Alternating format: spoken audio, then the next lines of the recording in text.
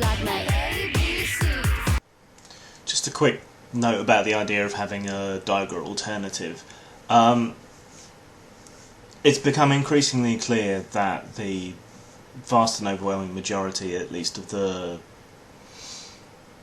academic materials that are publicly accessible and publicly known, it's become obvious that there is a deep problem in this, in that examination and studies of video games is being done from a critical theory, literary kind of examination, which is, and always has been, toss.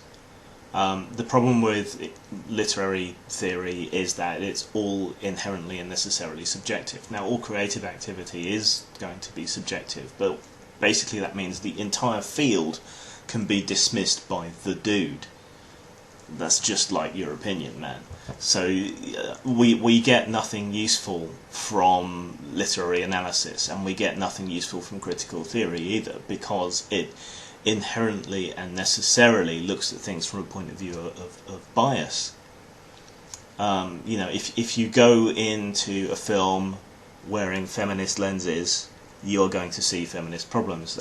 This is a well-known phenomenon. You become sensitized to certain ideas, and you get this false pattern recognition going on, where you become hypersensitive and you even imagine these things to be there when they're not. Another problem is that these disciplines tend to dismiss the creator of the work and their point of view and what they see as being the point of what they've done. So that's another issue. We also have soft sciences involved, like certain wings of anthropology, sociology, and so on. Now, while there is good work being done within those fields where it's more rigorous, more empirical, there's also a hell of a lot of bullshit going on, and it becomes very hard to differentiate between the two. So we have... I looked at DiGRA's last conference, 2015 in Germany, and I went through. It's only an informal survey, and I am biased and everything, but over 30% of what it was churning out was to do with identity politics, and over half of what was presented was what I would call bollocks, which is to say useless, biased, utterly subjective, non-empirical research. Not worthy of the name. So I don't want to spend too long banging on about how awful everything else that's out there is, but there is definitely an identifiable problem in that there is very little in the way of study and work that's going into how can we actually make games better, how do we elicit emotion from people, what has been successful, what makes up a successful game, how can we use mechanics, presentation, graphics, and so on to create a more appropriate experience to what kind we want to evoke in the player. There's very little of that. There's very little in terms of practical advice. What's the most effective way to learn to code? What are the most effective tools to learn to code? What's available, what's out there, what works. And there's very little in the way of the voice of experience from designers either. If you're not an academic and if you're not in the clique, your voice is just not going to get heard, which seems absurd. Surely we should be looking at practical examples and people's practical experience, and then from that using that as a basis to springboard into research on a broader pattern. People's experiences and ideas, their direct experience and commercial research and marketing research and playtesting and Q&A information can help everyone else if we're willing to share it. Some companies and people won't be, but even so, we can share that information, and that stands to make games as a whole better and more effective, more elevated as a medium. So to summarise, there is a gap for practical and pragmatic studies into gaming with a more practical and scientific point of view. So lots of people have been banging on about this need for this over the last 10 months plus of Gamergate, but no one's actually come forward and done anything yet. Now finally there's some moves at League for Gamers to get some kind of resource up and running, but still nothing particularly has happened. Now I don't actually think that I'm the person for the job on this.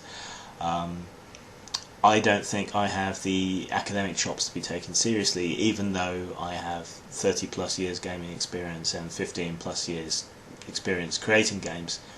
I don't think that is something that's going to be taken seriously.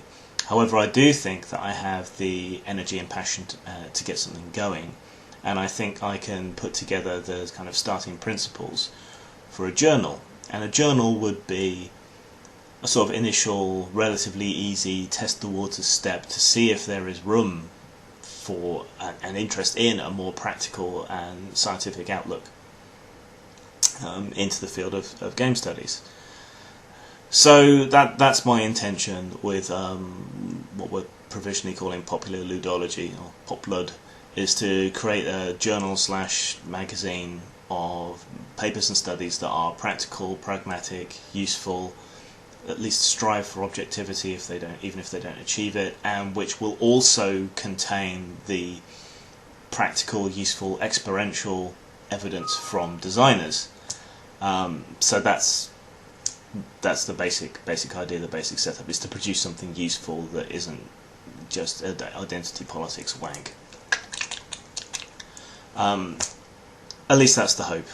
And I realise I'm being irreverent and using terms like bollocks and so on, but that's just who I am. In the actual paper, in the journal, I'll be a bit more circumspect, I guess.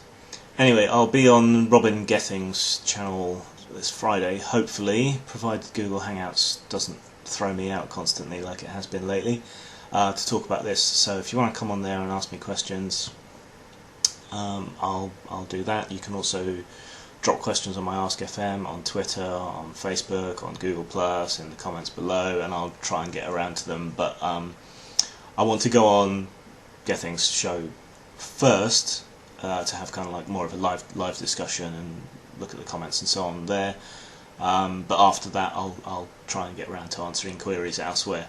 The most important thing is, if you are an academic in game studies and you're frustrated in the same way that a lot of developers and consumers are, come have a look and submit. I mean, we're just testing the waters at the moment. Nothing's particularly tied down or particularly hugely professional yet, but we're just seeing how things go. So if you want to submit, help, please do. If you're a designer, if you've worked in game design and you have something you want to say, then come forward as well. You won't be discriminated against here. We're interested in your experiences and the things that you have seen to hold true in game design. So I think that's about it for now. I'll get some more updates into this possibly after Friday, but submissions are open now. Go have a look. If you've got the chops, and it doesn't have to be in a relevant field exactly, it's just if you've got scientific training, if you know how academia works and how to present stuff, or if you're just a designer, you're all welcome to submit papers. The theme for this one is to identify what a game is and to find ways to differentiate between games. How can we create a taxonomy of games, if you will? That's a subject that's been done to death, but I think it's worth looking at again from this perspective. And you don't have to submit on that topic. If you've got something else you really want to talk about, it'll be considered. Anyway, yeah, that'll do for now. I'll update you more later, but keep an eye on the blog for more information as well. Eventually we'll set up a separate blog if things are successful, but not until after the first issue. Later.